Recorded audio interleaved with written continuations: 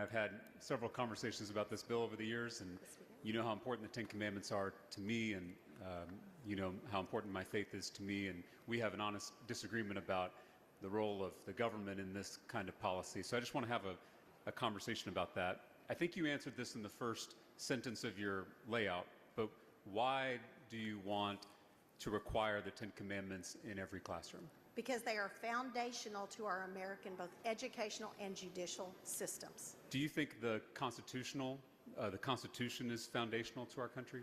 I do, and I'm so proud that in the Declaration of Independence that God is mentioned in the first the two opening paragraphs and the two closing paragraphs. So it was really foundational to our forefathers, even in the Declaration of Independence. Yeah.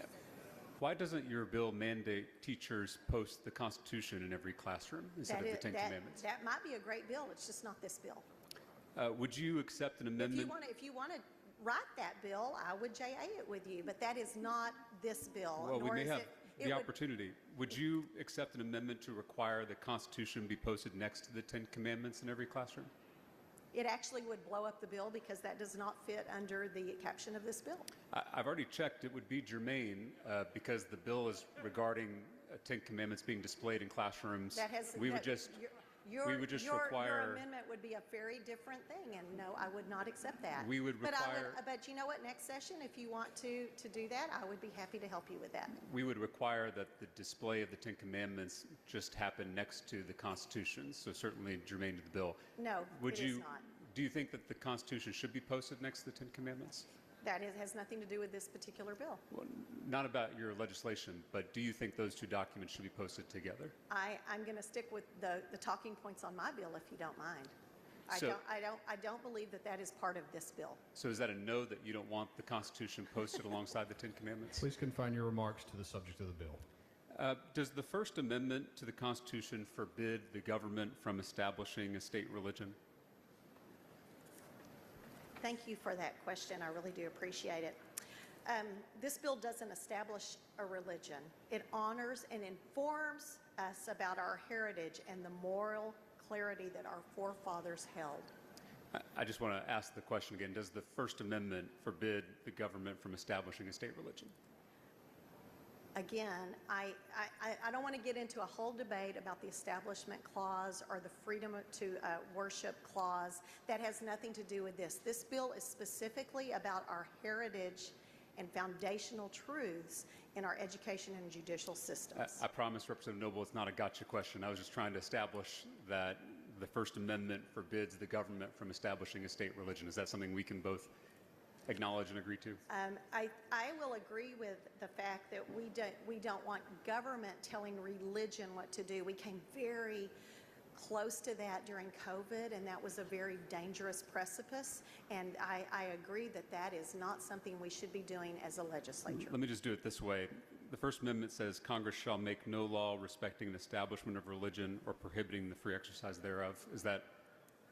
Some argue that the Establishment Clause and the Free Exercise Clause of the First Amendment are often in conflict, and that strict adherence to the Establishment Clause can undermine the rights guaranteed by the Free Exercise Clause. So we're not going to debate that today, because I think you're getting into some debate that has nothing to do with this bill. I promise, Representative Noble, I'm not trying to catch you in anything. I'm just making sure you understand that's the plain text of the First Amendment.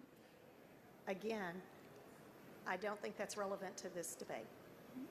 So do you acknowledge that's what the First Amendment says, or do you disagree? I acknowledge that there is both the Establishment Clause and the Free Exercise Clause. Do you know who authored the First Amendment to the Constitution?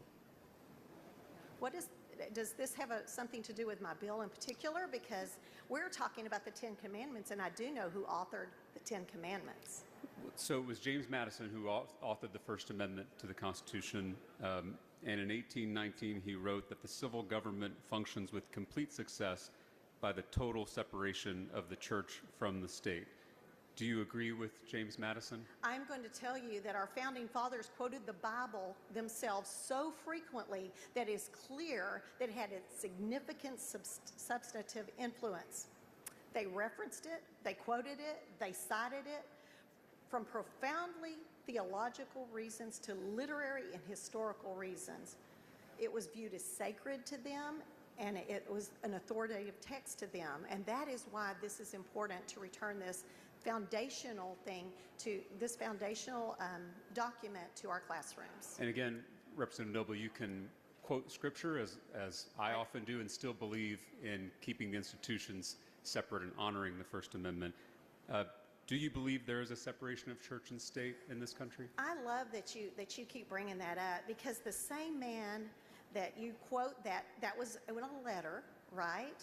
That same gentleman had so many other quotes that, let me find them, because I love that you're mentioning that. Representative Noble, just simple question. No, Do you it's not a believe in simple, this? there's not a simple answer to it, because, by the way, Jefferson, here we are, here we go. That you're talking about a letter he wrote. Talking about James Madison, but yeah. Oh, you're talking about Madison. I thought you were talking about Jefferson when you were talking No, about that quote. James Madison is the author of the First Amendment. Oh, no. Well, you had switched to the, you had actually just referenced Jefferson when you mentioned the separation. That is not from I was Madison. quoting James. For sure, Thomas Jefferson also talked about the separation of church and state. I'm quoting here James Madison talking about how the civil government functions with complete success by the total separation of the church from the state. And I was asking if you believe, like James Madison, that there is a separation of church and state. I do not believe James Madison ever said anything about a separation of church and state. You're actually voting Jefferson with that, and that was in a letter he wrote. And I would like to point out that Jefferson also said, and I'll quote Jefferson in a separate letter. This was a letter from Thomas Jefferson to Reverend Samuel Miller, dated January 23rd, 1808. He said, "The power to prescribe any religious exercise must rest with the states." He actually said that, and so if that's where you're going, I want to make it very clear that if you're sticking with Jefferson quotes, I can keep going with those. Again, Representative Noble, I'm quoting James Madison, the author of the First Amendment, in his letter to Robert Walsh, talking about the separation of church and state. And I'm asking you, as the bill author, if you believe there is a separation of church and state. I believe that we as a body should not be telling churches they have to shut down during COVID. I do believe that as members of churches, we absolutely should be involved in government. Do you believe schools are for education, not indoctrination? I'm going to refer you to the stack of books that are on my desk that are the Founding Fathers' actual textbooks. And if you want to go look through those and decipher which are education and which is indoctrination, I contend that those books that are full of the Ten Commandments, are full of scripture references, were not indoctrination. Indeed, they were the educational foundation of our Founding Fathers and many, many Americans that have gone before us. Representative Noble, it's a pretty simple question. Do you believe that schools are for education, not indoctrination? I just answered that question. What was the answer? The answer is, come with me to read through those educational I'm just looking for documents. a yes or a no rather than going with you to your desk. I do not believe that telling students what was foundational to our nation is indoctrination in any way. I would agree, if you agree as well, that schools are for education, not indoctrination.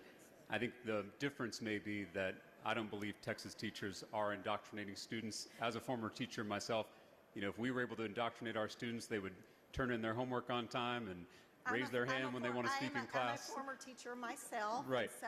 And we're not asking teachers to be theologians. We're asking teachers to display the Ten Commandments. I think what I'm trying to get at is any time a teacher has a rainbow outside their classroom, we have politicians in this body crying education, not indoctrination. But now you're bringing a bill that literally forces religious indoctrination into our classrooms. I disagree completely. So my question, Representative Noble, is why is having a rainbow in a classroom considered indoctrination? That is outside but of having the four the Ten corners. Commandments Please confine is not. your remarks to the subject of the bill. The subject of the bill is the Ten Commandments. I'm asking, why is the Ten Commandments being posted in the classroom not considered indoctrination, but a rainbow in the classroom is? So if you were referring to a rainbow as in the story of Noah's Ark, is that what you're referring to? I'm saying that there are teachers who have a rainbow in their classroom and it's been called indoctrination. I'm wondering why that same standard is not applying to literal religious indoctrination. That is not the contention of this bill. This bill is about our foundational education and judicial system being founded in this document and other documents, but this bill is about the Ten Representative Noble, Commandments do you in particular. believe in parental rights? I do believe in parental rights. Do you believe religious instruction for children is the job of parents and pastors or government employees? I do not believe that there is a parent in the world that would not appreciate their child being taught to respect authority, to respect others, to not steal, not kill, not lie, and keep their word. I guarantee you that our teachers are just crying out for this kind of instruction in their classrooms. I'll ask again, do you believe religious instruction for children is the job of parents and pastors or government employees? Again, we're just talking about a display of the Ten Commandments here.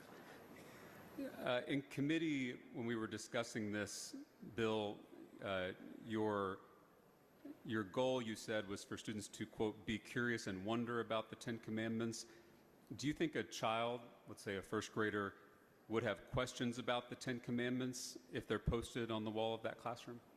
They might, and I would hope that the teacher took that as an opportunity to teach a child to be respectful of authority, to respect others, to keep their word, to not steal and not... You know what I love about the Ten Commandments is that they're other-focused. In a world that is so self-centered and self-focused, they talk about how you treat others kindly and right. And I love that. It is time for that in our classrooms. And I don't know a parent in the world that wouldn't want that. So I think the only reason politicians in this body would be micromanaging what posters are put up in a classroom is if we want children to read the posters. And so in between posters of the... Let me just finish my question and I'll give you a chance to answer. I'm sorry. If in a classroom we're putting up the Ten Commandments in between the colors and the ABCs, we're going to have students ask questions, as you said in the committee.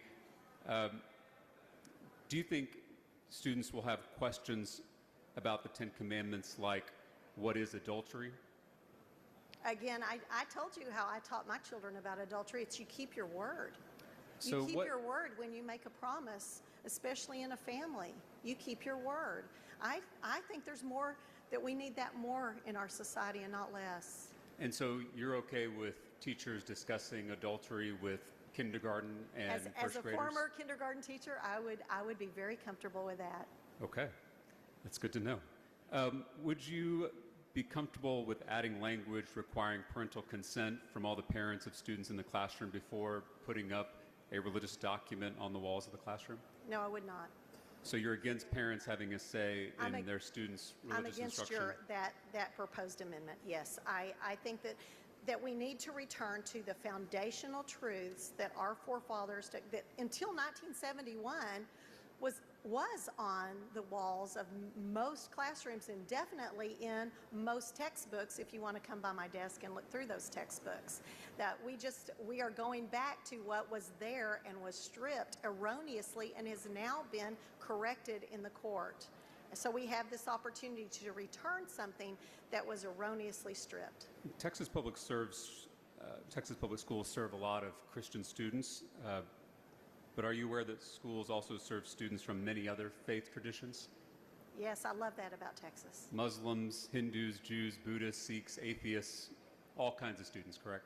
That is true. None of those, however, are relevant to this bill because this is talking about the foundational education system and judicial system. Well, you know, I think that is where we started and where we're ending with this bill. I think all students are relevant in No, Texas I'm talking public about schools. our forefathers. How do you think it makes a Hindu student feel to have a poster in every classroom that says, "Thou shalt not worship any god before me"?